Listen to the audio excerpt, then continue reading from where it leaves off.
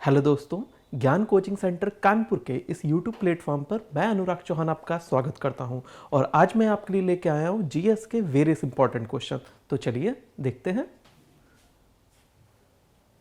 हमारा पहला क्वेश्चन है, काली क्रांति क्या है। हमने प्रीवियस जीएस वीडियो में देखा था बहुत सारी क्रांतियों के बारे में। तो काली क्रांति, ये काली क्रांति या जो जिसको ब्लैक रिवॉल्यूशन भी कहते हैं, ये अभी भी चल रही है। और इसका जो टारगेट है, इसका काली क्रांति से मतलब ये है कि जो क्रूड ऑयल है, जो पेट्रोलियम है, उसमें एथेनॉल को ब्लाइंड करना है, एथेनॉल को उसमें ब्लेंडेड करना है, ताकि जो भी हम लोग खरीदते हैं, आयात करते हैं कच्चा तेल विश्व से, उसमें कमी आ सके और जलवायु परिवर्तन से निपटा जा सके। क्या हो रहा है कि पूरी दुनिया में कच्चे तेल का दाम बहुत ज़्यादा बढ़ रहा है, बहुत ज़्यादा बढ़ रहा है और इस वजह से हमें ज़्यादा अपनी फॉरेन जो मनी है वो स्पेंड करनी पड़ रही है इन कच्चे तेल को बाई करने के लिए। तो उससे क्या हो रहा है कि हमारे बहुत सारे जो अदर सेक्टर है, जैसे कि एजुकेशन सेक्टर हो गया या डिफेंस सेक्टर हो गया या अदर सेक्टर है, इंफ्रास्ट्रक्चर हो गया, तो उस पर बहुत ज़्यादा स्पेंड नहीं कर पा रहे, खर्च नहीं कर पा रहे, वहाँ कटौती करनी पड़ रही है। तो इस वजह से हमें कम जरूरत पड़े क्रूड ऑयल बाई करने की, इस वजह से हमने तय किया है कि उसमें एथेनॉल को मिलाया जाएगा और यही है काली क्रांति। तो एथेनॉल बनता कैसे? एथेनॉल जैसे कि कुछ क्रॉप्स हो गई, फसलें हो गई, जैसे कि आपका शुगर केन हो गया, इस टाइप की जो फसलें होती हैं, तो उनसे बनाया जाता है एथेनॉल। और अभी जो प्रेजेंट टाइम चल रहा है, उसमें जो पेट्रोल मार्केट में अवेलेबल है ना, उसमें 10% एथेनॉल मिलकर आता है। और 2023 से इंडियन गवर्नमेंट का ये टारगेट है कि कुछ सिलेक्टिव पेट्रोल पंप पर जो पेट्रोल आपको मिलेगा उसमें 20% तक एथेनॉल मिला होगा। और 2025 तक पूरे भारत में जो भी जितना ही पेट्रोल आपको मिलेगा, आप चाहे जहां से खरीदो, सब में 20% पेट्रोल मिक्स होके आएगा। और ये जो टारगेट है हमारा 2030 तक और भी ज्यादा है कि हमें और भी ज्यादा पेट्रोल में एथेनॉल का यूज करना है, ताकि हमें कम से कम आयात करना पड़े। और ब्राजील जैसे देश तो अपने कंट्री में 85% तक एथेनॉल को मिलाते हैं पेट्रोल के साथ, लेकिन उसके लिए कुछ जरूरी चीजें करनी पड़ती हैं। जो गाड़ी के इंजन होते हैं उनको मॉडिफाई करना पड़ता है, उनमें चेंजमेंट करना पड़ता है उसी हिसाब से। तो चलिए देखते हैं नेक्स्ट क्वेश्चन। भारतीय पुरातत्व का जनक किन्हें माना जाता है? तो आप देख सकते हैं भारतीय पुरातत्व का जो जनक है वो अलेक्जेंडर कनिंघम को माना जाता है। 1861 में जब लॉर्ड कैनिंग भारत के वायसराय थे, तो उस समय भारतीय पुरातत्व जो सर्वेक्षण है उसकी स्थापना हुई थी, लेकिन इसने स्वतंत्र निकाय के रूप में काम करना काफी बाद में स्टार्ट किया था और 1877 में अलेक्जेंडर कनिंघम इसके डायरेक्टर बने थे। अलेक्जेंडर कनिंघम के बारे में आप और जान लीजिए कि इनका जन्म 1814 में हुआ था स्कॉटलैंड में। वही ब्रिटेन का एक पार्ट है, ब्रिटेन जो समूह है उसका एक पार्ट है स्कॉटलैंड, तो वहां पर हुआ था। और ये 1833 में भारत आए थे एक इंजीनियर के रूप में। इन्होंने लॉर्ड ऑकलैंड के अंडर भी काम किया। लॉर्ड ऑकलैंड आप जानते हैं, जो अशोका का टाइम रोड बनी थी, मौर्य एम्पायर का टाइम, और फिर उसको शेरशाह सूरी ने आगे बढ़वाया था और लॉर्ड ऑकलैंड ने ही उस रोड का पुनः निर्माण कराया जिसे आज हम जीटी रोड कहते हैं। तो इन्होंने उनके अंडर भी काम किया है। और जो अवध रियासत थी उस टाइम 1856 तक रही है, उस अवध रियासत में भी इन्होंने एज ए इंजीनियरिंग काम किया है। और इसके बाद इन्होंने जेम्स जो प्रिंसिप है, आप जानते हो जेम्स प्रिंसिप का नाम इतिहास में बहुत मशहूर है, जो ब्राह्मी लिपि है जो मौर्य काल में चलती थी, एंसेंट इंडिया में ब्राह्मी लिपि चलती थी, उसका सफलतापूर्वक जब पहली बार रीड करने का श्रेय जेम्स प्रिंसिप को दिया जाता है। और उन्होंने जो सिक्के होते हैं उसके अध्ययन में भी अपना योगदान दिया था जेम्स प्रिंसिप ने। तो फिर जब अलेक्जेंडर कनिंघम ने उनके साथ काम किया, जेम्स प्रिंसिप के साथ, तो उनका रुझान आर्कियोलॉजी की तरफ बढ़ा और इसी वजह से उन्होंने आर्कियोलॉजी के क्षेत्र में नई नई खोजें करनी स्टार्ट की, नई नई चीजें करनी स्टार्ट की। और इसी वजह से 1877 में इनको डायरेक्टर बनाया गया था आर्कियोलॉजी सर्वे ऑफ इंडिया का। और इनका जो योगदान है ना, इन्होंने जिस तरह से काम किया है उसमें बहुत ही इंपॉर्टेंट रोल प्ले किया है हेनसांग के विवरण ने। आप जानते हैं हेनसांग एक चीनी यात्री था जो हर्षवर्धन के काल में भारत आया था, 630 के आसपास वो भारत आया था हर्षवर्धन के काल में। और उनकी एक बुक है जिसका नाम है सी यू की। तो वो जो बुक लिखी गई है ना, उसमें जो विवरण दिया गया है वो मुख्य आधार है। जो भी खोजें की हैं अलेक्जेंडर कनिंघम ने, तक्षशिला की खोज भी इन्होंने ही की थी, अलेक्जेंडर कनिंघम ने, तो उसका विवरण भी उन्होंने सीयूके से उठाया। इसके अलावा जो बौद्ध धर्म है उससे रिलेटेड जो महत्वपूर्ण स्थल हैं और अपने जो एंसेंट सिटीज हैं, इंपॉर्टेंट रोल जो प्ले किया है, जैसे श्रावस्ती हो गई, कौसंबी हो गई, इसकी खोज का श्रेय भी अलेक्जेंडर कनिंघम को दिया जाता है, यहाँ की जो पुरातत्व मिले हैं उसका। चलिए नेक्स्ट क्वेश्चन देखते हैं।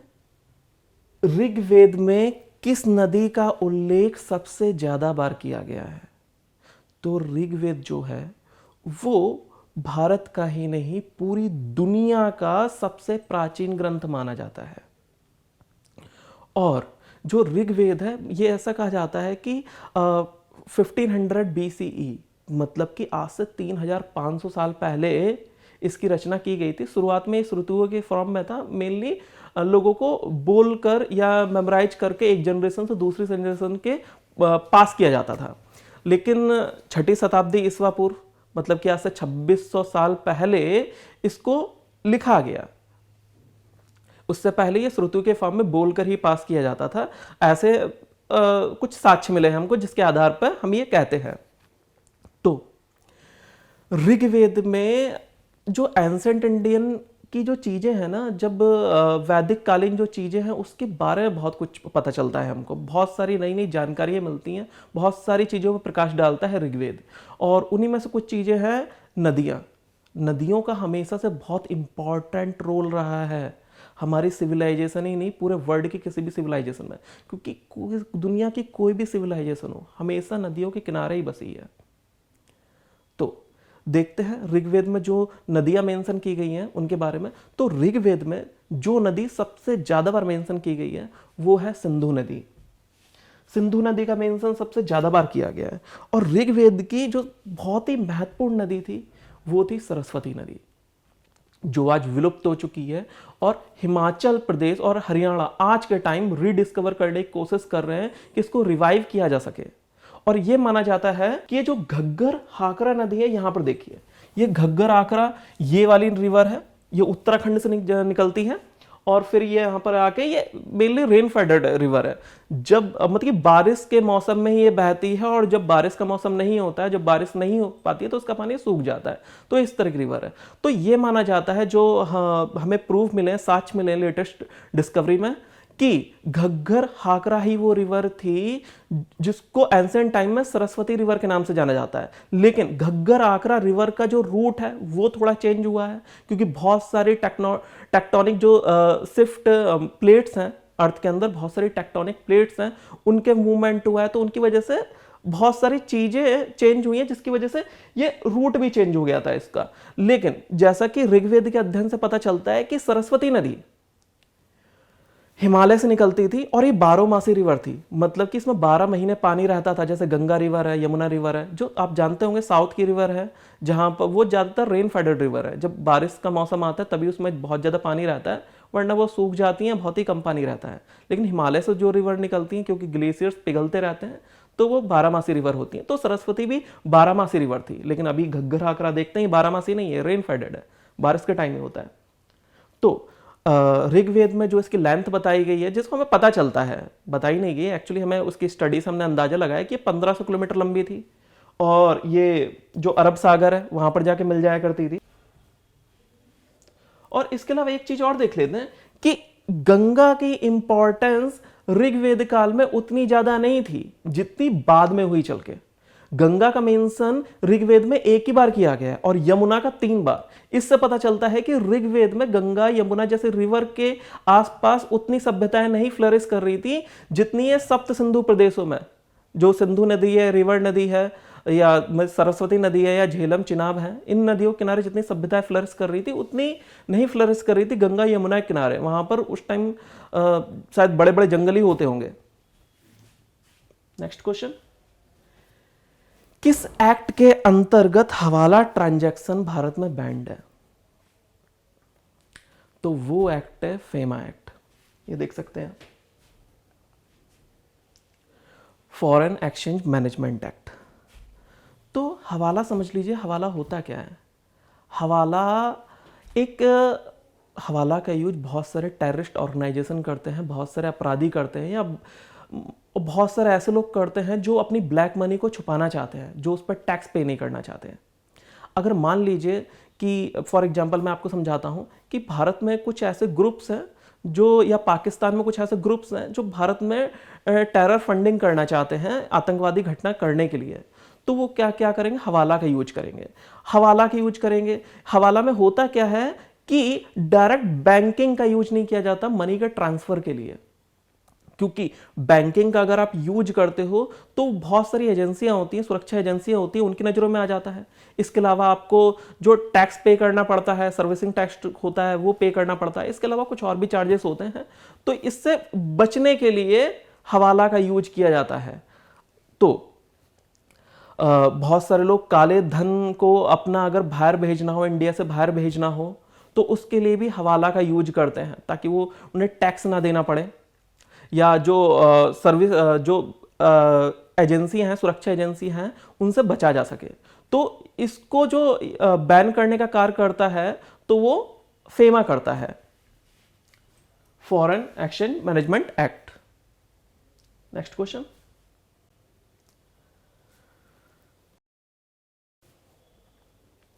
मैं देश की ही बालू से कांग्रेस से बड़ा आंदोलन खड़ा कर दूंगा। तो ये महत्वपूर्ण कथन किसका है?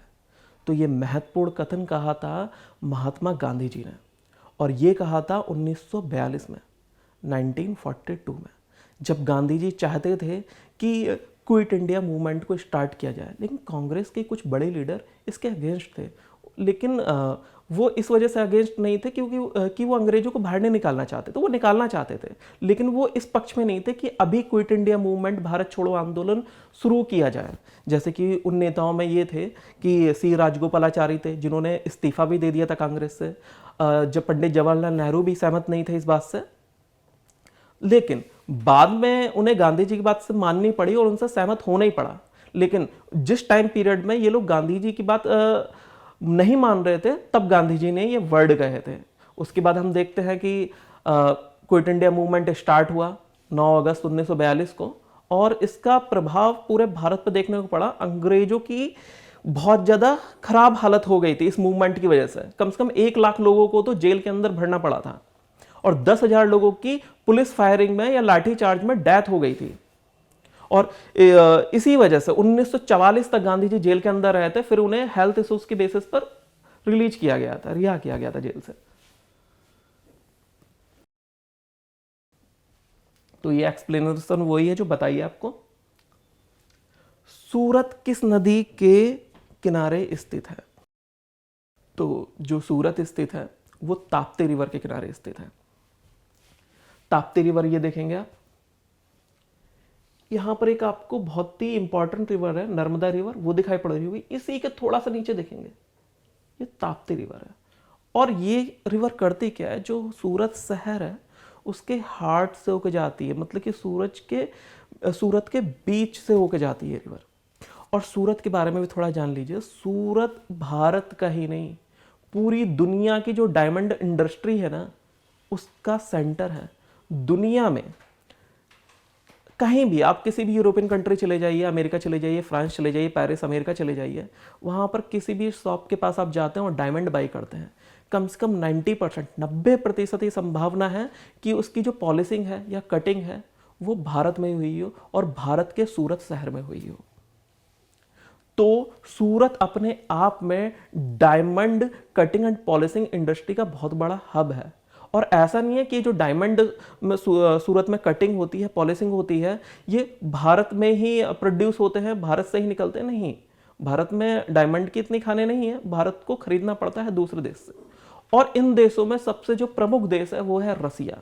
रसिया की एक कंपनी है जो इंडस्ट्री सेक्टर में वर्क करती है, तो उससे हम लोग लगभग 30%, 30% जो डायमंड है उसी से रॉ फॉर्म में खरीदते हैं, और फिर उसको पॉलिशिंग करके, कटिंग करके पूरे वर्ल्ड में सेंड करते हैं। और बाकी हम लोग अफ्रीका जैसे देशों से, अफ्रीका में बहुत ज़्यादा डायमंड पाए जाते हैं, आप जानते हैं, बहुत बड़े रिसोर्सेस हैं अफ्रीका में, तो वहाँ से भी डायमंड खरीदते हैं। Next question. और इसके अलावा जो सूरत है हमारा, वो टेक्सटाइल जो इंडस्ट्री है उसका भी एक मेन हब है। वर्ल्ड मैरीटाइम डे किस दिन मनाया जाता है?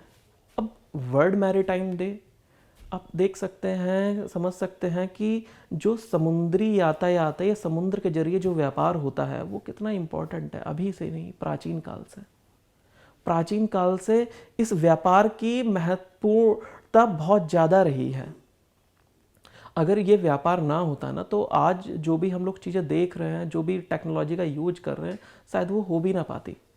तो एक चीज़ दूसरे चीज़ को कनेक्ट करती है और फिर एक चेन बनती है, उसी चेन के जरिए आज हम लोग यहाँ पर पहुँचे हैं। तो व्यापार बढ़ा, व्यापार से इन्वेंशन बढ़ा, इन्वेंशन से आज हम यहाँ तक पहुँचे हैं। तो मैरीटाइम जो ये ट्रेड है ना, इसका बहुत ज़्यादा इंपॉर्टेंट रोल रहा है। तो इसी वजह से जो ऐसे मर्चेंट्स हैं या ऐसे लोग हैं या ऐसे एम्प्लॉय हैं जो इस पर्टिकुलर क्षेत्र में काम कर रहे हैं, उनको सम्मान देने के लिए, तो उनकी इम्पोर्टेंस का योगदान समझने के लिए हम इस डे को सेलिब्रेट करते हैं। और ये जो डे सेलिब्रेट किया जाता है वो किया जाता है लास्ट थर्सडे ऑफ सितंबर। सितंबर माह का जो लास्ट थर्सडे होता है ना, उस दिन वो दिन हम वर्ल्ड मैरीटाइम डे के रूप में मनाते हैं।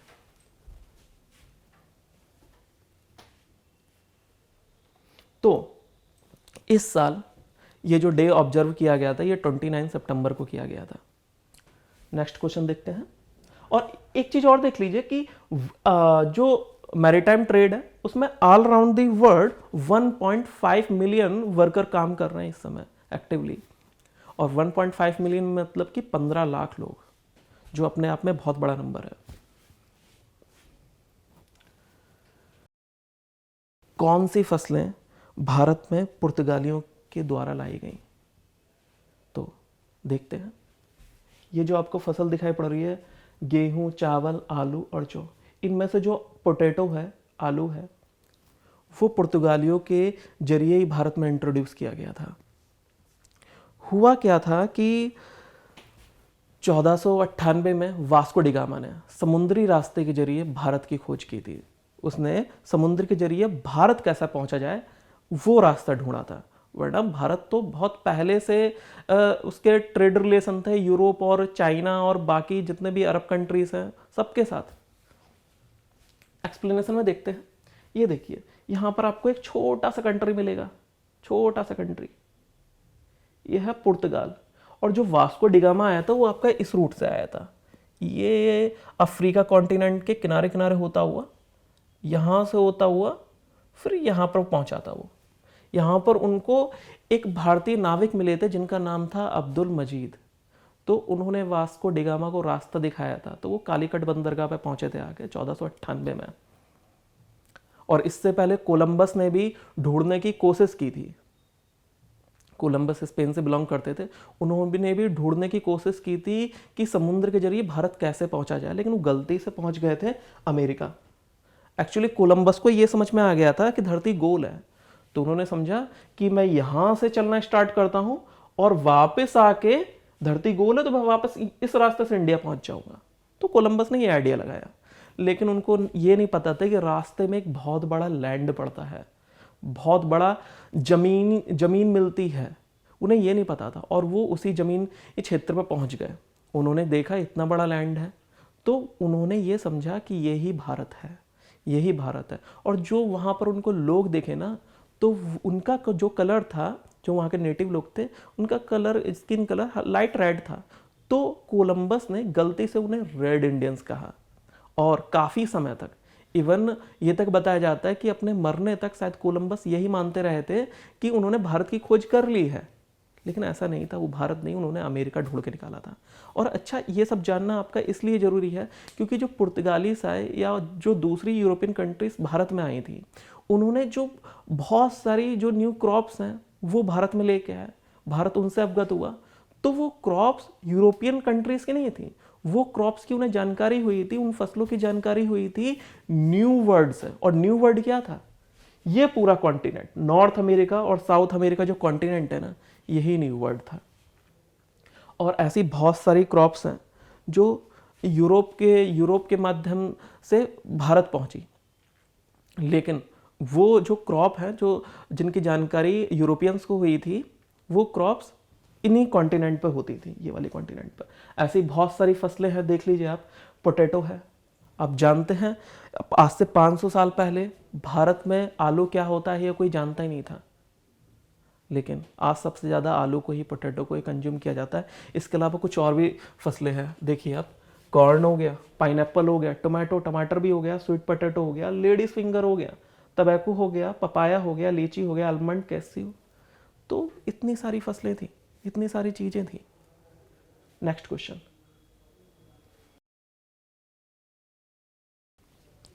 भारत सबसे अधिक उर्वरक जो फर्टिलाइजर्स होते हैं वो किस देश से खरीदता है? अभी कुछ महीनों पहले तक की बात करें या पिछले साल तक की बात करें, जो भारत सबसे ज़्यादा फर्टिलाइजर खरीदता था वो खरीदता था चाइना से। लेकिन बहुत सारी चीज़ें हुई हैं जियोपॉलिटिक्स में, पूरा वर्ल्ड ऑर्डर चेंज हुआ है, तो इस वजह से रसिया को बहुत ज़्यादा डिस्काउंट रेट पर भारत को चीज़ें उपलब्ध करा रहा है, जैसे क्रूड ऑयल हो गया या फर्टिलाइजर्स हो गया। तो इस मामले में क्या किया, भारत ने चाइना को पीछे छोड़ दिया है। अब चाइना से उतना फर्टिलाइजर्स नहीं खरीदता जितना रसिया से खरीदता है, तो रसिया ने चाइना को पीछे छोड़ दिया है भारत को फर्टिलाइजर एक्सपोर्ट करने के मामले में। हमारा नेक्स्ट क्वेश्चन है, भारतीय संविधान में जो उपराष्ट्रपति के लिए प्रावधान है वो हमने किस देश से लिया है? तो यहां पर कुछ ऑप्शन दिए गए हैं, आपको देखते हैं। पहला है अमेरिका, ब्रिटेन, आयरलैंड और जापान। हुआ क्या है कि जब भारतीय संविधान का निर्माण हो रहा था, तो जो संविधान निर्माण करने वाले लोग थे, जिनके हेड थे बाबा साहब डॉक्टर भीमराव अंबेडकर जी, तो उन्होंने बहुत सारी ऐसे देशों से ऐसी चीज़ें अडॉप्ट की, उनके कॉन्स्टिट्यूशन से ऐसे प्रावधान अडॉप्ट किए जो भारत को सूट करते थे। तो ऐसे ही एक चीज़ है उपराष्ट्रपति का पद, जो भारत ने अडॉप्ट किया था, लिया था अमेरिकन कॉन्स्टिट्यूशन से, अमेरिका के संविधान से। और इस समय अमेरिका की जो उपराष्ट्रपति हैं वो कमला हैरिस है, जो भारतीय है, मूल की हैं। उनकी जो मदर हैं वो इंडिया के तमिलनाडु रीजन से बिलोंग करती थी। और इसके अलावा एक चीज और देखते हैं हम कि the method of election of the president and the procedure of member nomination to the Rajya Sabha by the president from the Irish constitution. Irish, पिछली वीडियो में मैंने आपको बताया था आयरलैंड के बारे में, तो उसी को, वहीं के लोगों को आयरिश कहते हैं और उसी के कॉन्स्टिट्यूशन को आयरिश कॉन्स्टिट्यूशन कहा जाता है। तो जो प्रेसिडेंट का चुनाव कैसे किया जाए, यहाँ पर देखिए लिखा हुआ है, the method of election of the president. President के चुनाव करने का तरीका, कि जिस तरह से चुनाव किया जाता है वो हमने अडॉप्ट किया है आयरिश कॉन्स्टिट्यूशन से। और जो राज्यसभा में मेंबर नॉमिनेट किए जाते हैं प्रेसिडेंट के थ्रू, वो भी हमने आयरिश कॉन्स्टिट्यूशन से लिया हुआ है। और इसके अलावा कुछ और चीज़ें भी देख लेते हैं जो हमने यूएस कॉन्स्टिट्यूशन से ली हैं, जैसे फंडामेंटल राइट्स हो गए। फंडामेंटल राइट्स आप जानते हैं हमारे कुछ मौलिक अधिकार होते हैं जो मेंशन्ड हैं संविधान में, वो भी हमने यूएस कॉन्स्टिट्यूशन से लिए हैं। इसके अलावा इम्पीचमेंट ऑफ प्रेसिडेंट, अगर प्रेसिडेंट को हटाया जाए या हटाने की ज़रूरत पड़े तो उसके लिए जो प्रावधान है वो भी हमने यूएस कॉन्स्टिट्यूशन से ही लिए हैं। हालांकि आज तक ऐसी नौबत नहीं आई है, क्योंकि भारत एक बहुत ही मजबूत और बहुत ही बड़ी लोकतंत्र है, और यहाँ के जो लीडर मिले हमेशा से बहुत ही अच्छे लीडर मिलते रहे हैं, जो कि पाकिस्तान जैसे देशों के नसीब में नहीं था, तभी आज उनकी ऐसी हालत है। लेकिन जो इम्पीचमेंट का प्रोसेस है वो हमने यूएस कॉन्स्टिट्यूशन से ही लिया है। और यूएस कॉन्स्टिट्यूशन में अभी जो पिछले राष्ट्रपति थे डोनाल्ड ट्रंप, उनके ऊपर ये करने की कोशिश भी की गई थी, उनको इम्पीच करने की कोशिश भी की गई थी, उनको हटाने की, महाभियोग लाने की, लेकिन फिर पॉसिबल नहीं हो पाया। और थर्ड है रिमूवल ऑफ जजेस of supreme court and high court. जो सुप्रीम कोर्ट और हाई कोर्ट के जजेस हैं उनके जो जाने का, उनके जो कार्यकाल खत्म होने का जो प्रावधान है, या उनके जो अपॉइंटमेंट का जो प्रावधान है, वो भी हमने यूएस कॉन्स्टिट्यूशन से ही लिया है। नेक्स्ट क्वेश्चन, किस साल भारत ने कॉमनवेल्थ नेशंस को ज्वाइन किया था? आप कॉमनवेल्थ नेशन से ये समझ लीजिए कि ये वर्तमान समय में 56 देशों का एक समूह है और उसमें उन देशों की तादाद या उन देशों की संख्या ज़्यादा है जो एक टाइम पर ब्रिटिशर्स की कॉलोनी हुआ करते थे। तो देखते हैं। और भारत ने जो कॉमनवेल्थ है वो ज्वाइन किया था अपनी आज़ादी के समय 1947 में, और पाकिस्तान ने भी उसी समय ज्वाइन किया था। तो यहाँ पर जो आपको कलर्ड में नेशन दिख रहे होंगे वो कॉमनवेल्थ का पार्ट है, ठीक है। और इनमें से कई सारे नेशन हैं, जैसे कि कनाडा हो गया या ऑस्ट्रेलिया हो गया। इनमें प्रेसिडेंट की पोस्ट नहीं होती क्योंकि वो अपना हेड ऑफ द नेशन किसे मानते हैं, जो ब्रिटेन का जो क्वीन होगी या वहाँ का जो किंग होंगे उनको अपना हेड ऑफ द नेशन मानते हैं। लेकिन भारत में ऐसा प्रावधान नहीं है, भारत का एकदम फ्री कंट्री है, तो इस वजह से भारत ऐसा कुछ नहीं मानता है। इसी वजह से यहाँ पर ऑस्ट्रेलिया हो गया, कनाडा हो गया या कुछ अफ्रीका के भी देश हो गए, तो वहाँ पर प्रेसिडेंट की पोस्ट नहीं होती है। और हर 4 साल में इन 56 देशों के जो समूह है ना, ये खेलों का आयोजन होता है। आप कॉमनवेल्थ गेम्स के बारे में आपने जरूर सुना होगा। तो चलिए देखते हैं नेक्स्ट क्वेश्चन। निम्न में से कौन सी व्यावसायिक फसल है? ऐसी फसलें जिनका उपयोग व्यवसाय के लिए, व्यापार के लिए ज़्यादा किया जाए, तो ऐसी फसलें व्यावसायिक फसलें कहलाती हैं। देखते हैं हम। इनमें हो गया सुगर केन हो गया, गन्ना आपका, टबैको हो गया और जूट हो गया।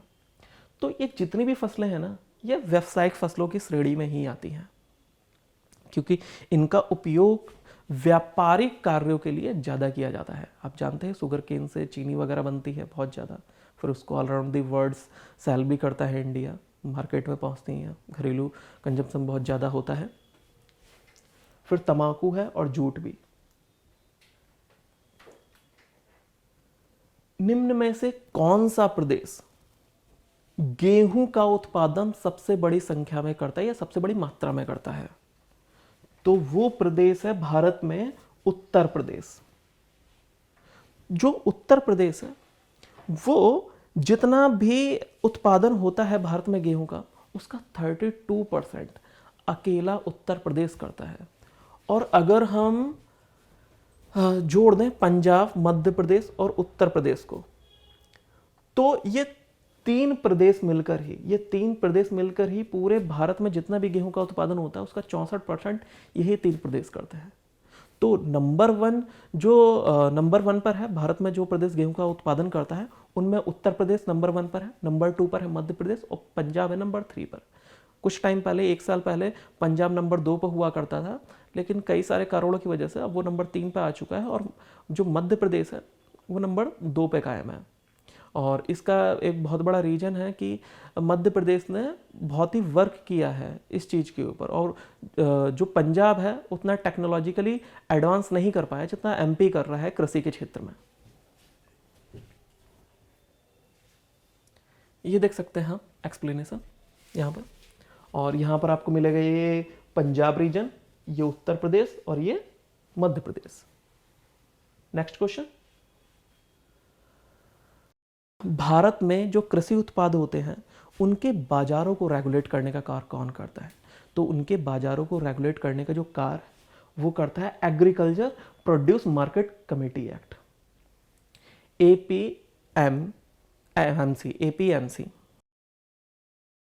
तो ये जो एक्ट है ना, ये भारत में जो एग्रीकल्चर प्रोडक्ट्स होते हैं उनके बाजारों को नियंत्रित करता है, और ये कंट्रोल होता है, ये एक्ट जो है कंट्रोल होता है राज्य सरकारों के द्वारा।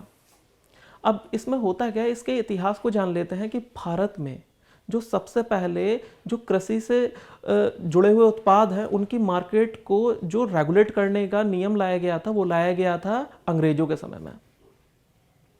फिर इसके बाद रॉयल कमीशन आया। रॉयल कमीशन 1928 में आया था, एग्रीकल्चर से रिलेटेड एक कमीशन था। तो उसने भी कहा कि पूरे भारत में जो कृषि से मतलब कि जो कृषि से रिलेटेड चीज़ें हैं, जो उत्पाद हैं, उनको रेगुलेट करने के लिए एक मार्केट होना चाहिए। और 1938 में भी इसके लिए कुछ प्रावधान किए गए, लेकिन बाद में जो सेकेंड वर्ल्ड वॉर स्टार्ट हो गया तो उसके लिए कुछ कर नहीं पाए। तो 1960 और 1970 के दशक में भारत में जो प्रदेश थे उन्होंने बड़ी संख्या में इस चीज का यूज किया। उन्होंने agriculture produce market committee act APMC का यूज किया। ये था क्या, ये समझ लीजिए, क्योंकि आज़ादी के बाद भी, आज़ादी जब मिली थी उसके 10 साल बाद तक भी क्या होता था, 10-15-20 साल बाद तक भी, कि जो किसान होते थे तो उनको अपनी फसलें बेचने के लिए बड़े बड़े साहूकारों, जमींदारों, बिजनेसमैन की ज़रूरत पड़ती थी, जो उन्हें मैनिपुलेट करते थे और उनसे जो उनका जो प्रोडक्ट है वो कम दाम में खरीद लेते थे और फिर उसे आगे हाई दाम में सेल किया करते थे, हाई रेट सेल किया करते थे। इससे किसानों की हालत सुधर नहीं रही थी और किसानों की हालत बद से बदतर हुई जा रही थी।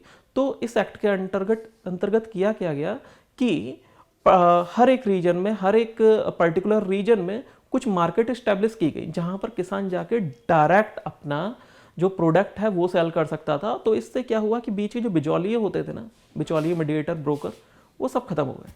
तो इससे किसानों को डायरेक्ट बेनिफिट होना स्टार्ट हुआ। तो ये एक्ट लाया गया था और ये इनेक्ट किया गया था, जो स्टेट गवर्नमेंट होती है उनके थ्रू इनेक्ट किया जाता है इसको।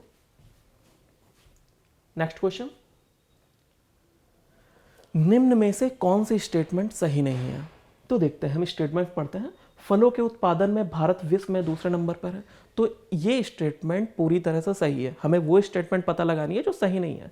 तो हाँ, ये सही है, फलों के उत्पादन में भारत विश्व में दूसरे नंबर पर आता है। और भारत विश्व में सब्जियों का सबसे बड़ा उत्पादक है? नहीं, भारत विश्व में सब्जियों का दूसरा सबसे बड़ा उत्पादक है, पहला नहीं है। तो ये स्टेटमेंट हमारी गलत हो जाएगी। और जो थर्ड स्टेटमेंट है, फलों, सब्जियों और मसालों के उत्पादन को हॉर्टिकल्चर कहते हैं, बिल्कुल सही है।